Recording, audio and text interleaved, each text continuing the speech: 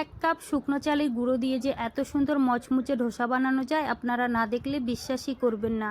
নমস্কার, আমি চাইনা আবার একটা নতুন রেসিপিতে স্বাগত। বন্ধুরা, ধোসার সঙ্গে খাওয়ার জন্য একটা স্পেশাল চাটনি বানিয়েও দেখাবো। এই চাটনির সঙ্গে কিন্তু এই ধোসাটা খেতে ভীষণ ভালো লাগে। বন্ধুরা, ভিডিওটি টেনে দেখবেন না, না হলে কিন্তু বুঝতে পারবেন না। চলুন তাহলে ভিডিওটি শুরু করা যাক। এখানে একটা বাটি নিয়েছি, বাটিতে নিয়ে নেব 1 কাপ শুকনো চালের গুঁড়ো, 2 চামচ সুজিটা কিন্তু অবশ্যই দেবেন, এতে করে ধোসাটা খেতে অনেক বেশি ভালো লাগবে। প্রথমে 1 কাপ জল দিয়ে মিশিয়ে নেব। তো দেখুন বন্ধুরা, ব্যাটারটা কিন্তু অনেকটাই ঘন। আবারও 1 কাপ জল দিয়ে মিশিয়ে নেব।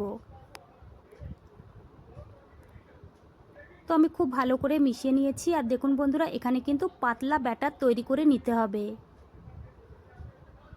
এবার দিয়ে দেবো পেঁয়াজ কুচি, গাজর কুচি, কাঁচা লঙ্কা কুচি, আর দিয়ে দেবো কারি পাতা কুচি, ধনে পাতা কুচি, সামান্য পরিমাণে গোটা জিরে, আর দিয়ে দেবো পরিমাণ মতো লবণ। এবার আমি ভালো করে মিশিয়ে নেব। তো দেখুন বন্ধুরা, ব্যাটারটা কিন্তু অনেকটাই ঘন আছে। আবারও আমি 1/2 কাপ জল দিয়ে দেব। 1 কাপ চালের গুঁড়োর জন্য এখানে কিন্তু 2.5 কাপ জল দিয়েছি। ভালো করে মিশিয়ে নেব। এবার আমি ঢেকে রাখবো 10 মিনিট। আর এইদিকে একটা স্পেশাল চাটনি বানিয়ে নেব। গ্যাসে একটা প্যান বসিয়ে দিয়েছি, দিয়ে দেবো সামান্য পরিমাণে সাদা তেল। এবার দিয়ে দেবো 2 চামচ চানা ডাল, হালকা করে ভেজে নেব। হালকা করে ভেজে নিয়েছি। এবার দিয়ে দেবো বাদাম, কারি পাতা আর শুকনো লঙ্কা। এবার আমি ভালো করে ভেজে নেব। তো দেখুন বন্ধুরা, খুব ভালো করে ভেজে নিয়েছি। এবার আমি গ্যাস অফ করে নামিয়ে নেব। তারপরে কিন্তু ঠান্ডা হলে মিক্সারে পিষে নিতে হবে। তো আমি ঠান্ডা করে নিয়েছি। এবার আমি মিক্সারে পিষে নেব। দিয়ে দেবো পরিমাণ মতো লবণ, আর দিয়ে দেবো 1 চামচ তেঁতুলের চাটনি। তোমরা চাইলে কিন্তু এখানে লেবুর রসও দিতে পারো। এবার আমি জল দিয়ে পিষে নেব। তো জল দিয়ে পিষে নিয়েছি। এবার ঢেলে নেব। দেখুন বন্ধুরা, দেখতে কতটা সুন্দর লাগছে। এবার একটা তড়কা বানিয়ে নেব। 1 চামচ গরম তেল করে নিয়েছি, দিয়ে দেবো সরষে, আর দিয়ে দেবো কারি পাতা। এই তড়কাটা দিলে কিন্তু চাটনিটা খেতে অনেক বেশি ভালো লাগে। বন্ধুরা, এইভাবে চাটনি বানিয়ে খেয়ে দেখবেন, ভীষণ ভালো লাগবে। চাটনিটা কিন্তু একদম রেডি হয়ে গেছে। আর এইদিকে কিন্তু 10 মিনিট হয়ে গেছে।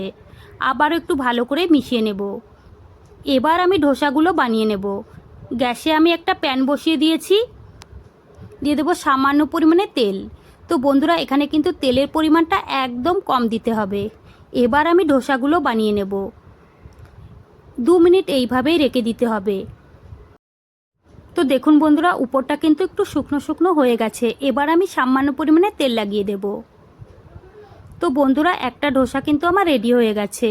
দেখুন বন্ধুরা, কত সুন্দরভাবে উঠে এসেছে আর কতটা সুন্দর হয়েছে। এবার আমি তুলে নেব। সেমভাবে কিন্তু আর একটা ধোসা বানিয়ে দেখাবো। তেলের পরিমাণটা কিন্তু একদম কম দিতে হবে। বন্ধুরা, একবার হলেও এইভাবে ধোসা আর চাটনি বানিয়ে খেয়ে দেখবেন। সত্যি বলছি, বাড়ির সবাই কিন্তু পছন্দ করে খাবে। খেতে এতটাই ভালো হয়েছিল। সবগুলো ধোসা আমি ভেজে নিয়েছি। আর দেখুন বন্ধুরা, একটা প্লেটে সাজিয়েও নিয়েছি। দেখতে কতটা সুন্দর লাগছে। চাটনির সঙ্গে খেয়ে দেখবেন, অসাধারণ লাগবে। বন্ধুরা, আমার রেসিপি ভালো লাগলে প্লিজ আমাকে সাপোর্ট করতে ভুলবেন না। আপনারা যদি আমাকে সাপোর্ট না করেন, আমি কিন্তু আগে যেতেই পারবো না। তাই বন্ধুরা, সাপোর্ট করে আমার পাশে থাকবেন। চলুন তাহলে ভিডিওটি আমি এখানেই শেষ করছি। আপনারা সবাই ভালো থাকবেন।